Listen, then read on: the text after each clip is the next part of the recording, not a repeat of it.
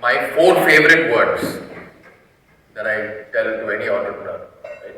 I even got a t-shirt made for it, right? And I think in these times, it's like very apt. Right?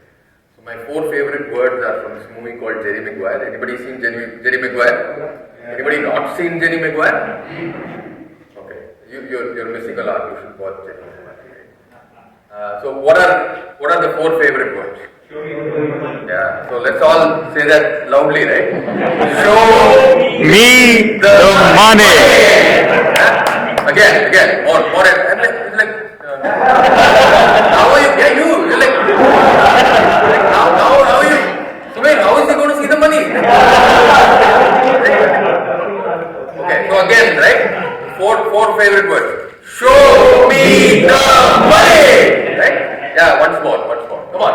Right? Have you seen the movie? Yeah. Show me the money. Yeah. Right? So that's more like it, right? So that's what we are like here for. Only if you make the money, then you can do what he said at lunch and like, give some of it away.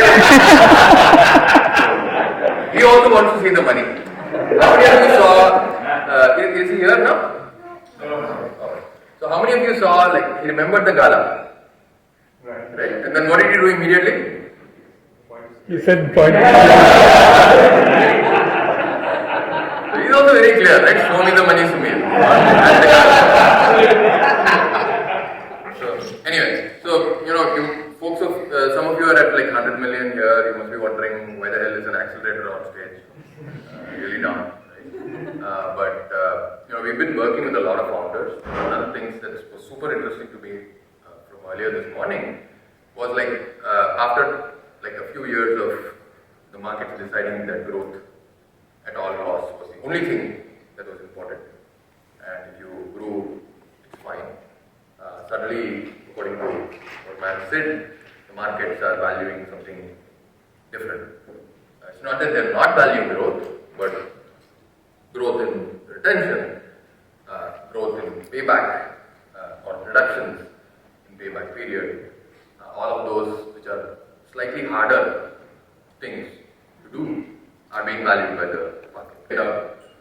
But essentially there is this, again, this is before this current, the previous charity, which is David Sachs, Yammer, etc., one of the best SaaS VCs, said the lower the burn multiple, the more efficient growth is. For venture stage startups, these are the good rules of thumb, under 1x, that is, you burn $1 of your equity to get more than $1 of revenue, right? Because the thing that founders have to remember is that you're burning your equity to build revenue, and that revenue is going to give you valuation. You burn too much of your equity. One of my mentors, Professor Saras, says the only thing finite in the universe is equity, because it's designed to be 100%. You can't have more than 100% equity, right? So if you burn too much of that too early, you're going to be in trouble, right? And so it's very interesting to see that like the market has shifted from valuing folks, it doesn't matter what your burn is, right? What your burn multiple is, to saying, hey, you know what, we care about it. Right? And that shift in a quarter is mind blowing, right? So the largest companies have been hit the hardest. If you think about it, going from a 15x multiple or a 20x multiple at a $1 billion revenue or whatever, and then suddenly come crashing down to a 3.9x multiple at the same revenue. Like nothing changed in the business. So, and historically, the best returns have come from capital efficient businesses. So the ironic story in the Valley is that the Salesforce founder could not raise capital from traditional VCs. And so the same folks that they were going to building Salesforce, they could not raise from the VCs because they said CRM, like, it's done. To your point in the morning, CRM was done in 1998 when they were raising. CRM is done now or when you were raising as well, right? But if you look at Salesforce, they raised much less than they had at IPO. So they raised 65 million, went IPO at about 90 million in ARR. If you look at Viva, they raised 7 million and spent only 4 million of that when they went IPO at 50 million. So they were able to convert 7 million of venture capital into 50 million of, and Atlassian, of course, almost fully bootstrapped, only did a secondary. Spent barely any money getting to that scale. And Zoom Info as well, I think, raised very little capital to get to very large scale, right? And so this is a theme from a B2B SaaS perspective. It's nothing new. It's been there all the time, right? The interesting thing is, in 2021 as well, 7 out of 21 startups had a burn multiple less than 1.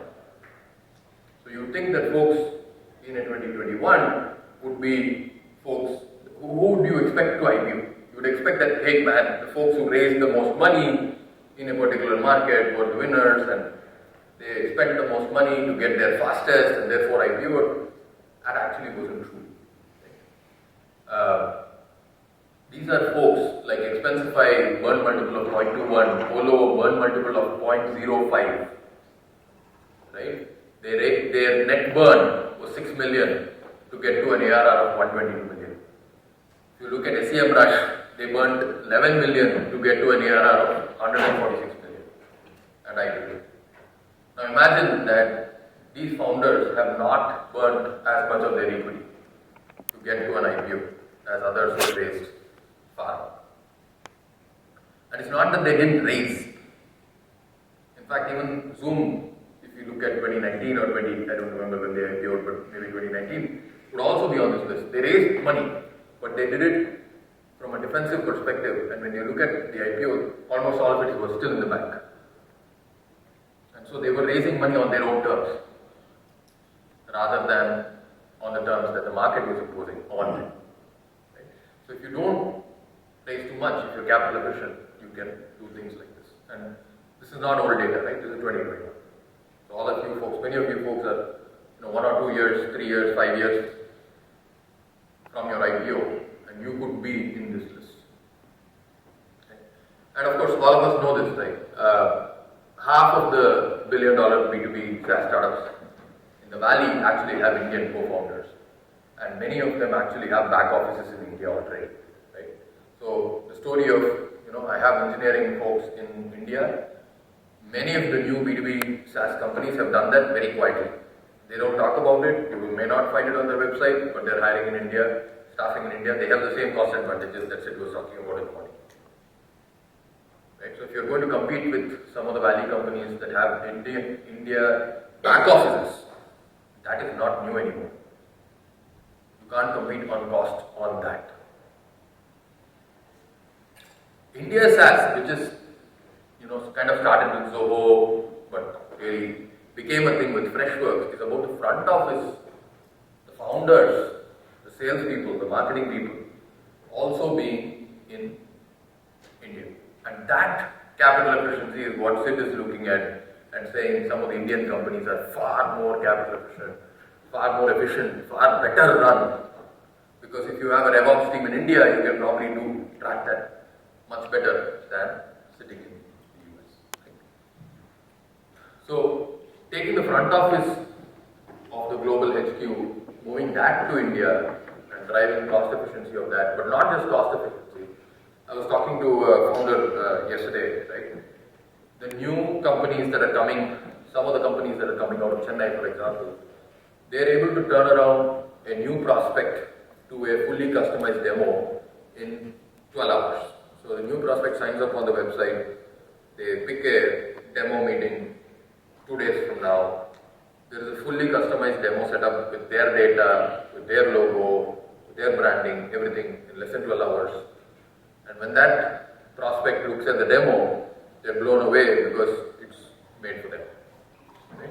So that kind of effectiveness of sales is not possible in the Valley, or the cost for you to do that will be incredibly high. Right? But are you using your engineering resources, are you using your marketing resources to achieve that kind of an output with the talent that you can hire for lower cost in India? Right? So how do you make choices for capital? So one of the things that I'd like to do is, I don't want to be prescriptive about this, because for each of your businesses, what you should do is is probably completely different from somebody else's business, right? So I'm not here to be prescriptive.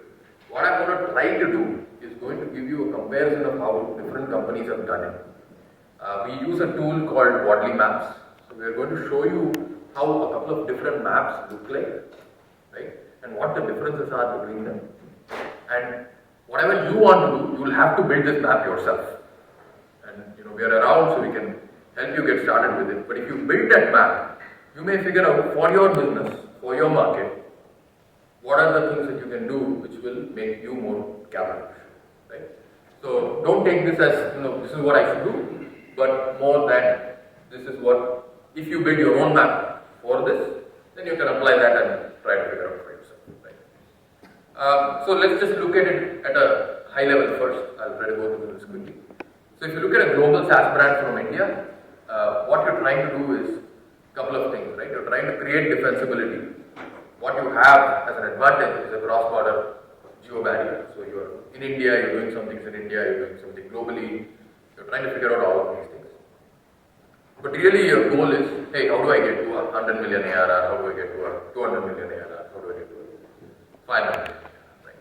And in that, the time to unit economics is like, there's a typo there, but time to get to the first $1 million. Right? And how do you figure out your unit economics by the time you get to your first $1 million? Because what happens is, DNA of the organization, like Sid was talking about, set the wrong DNA too early, where you're spending too much money to earn very little. That DNA is very hard to change. Your product drives a lot of unit economics.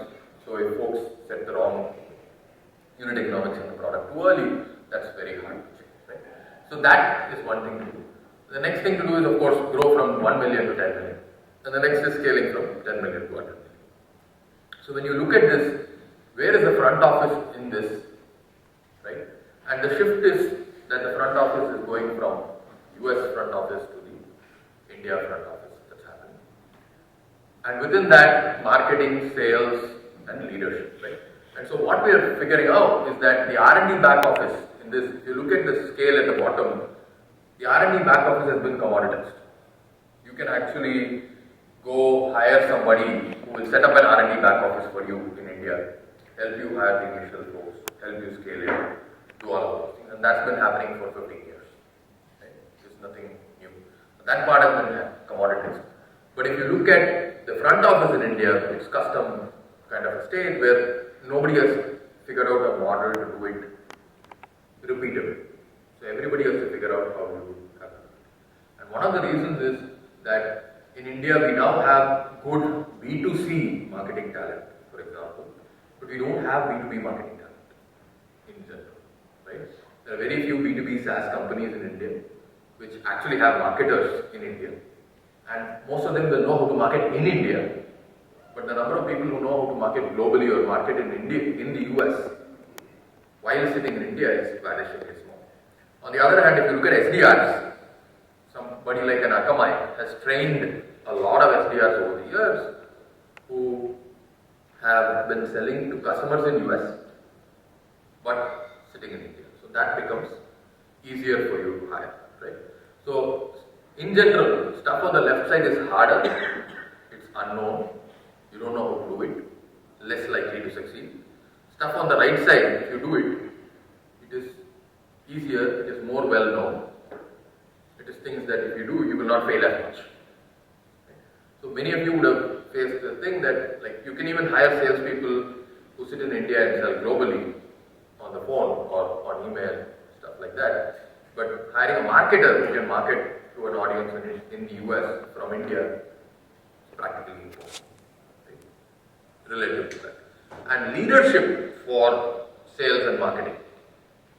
There are very, very few people, or practically no people in India who have done that transition of 1 to 10 million or 10 to 100 million or 100 to 400 million.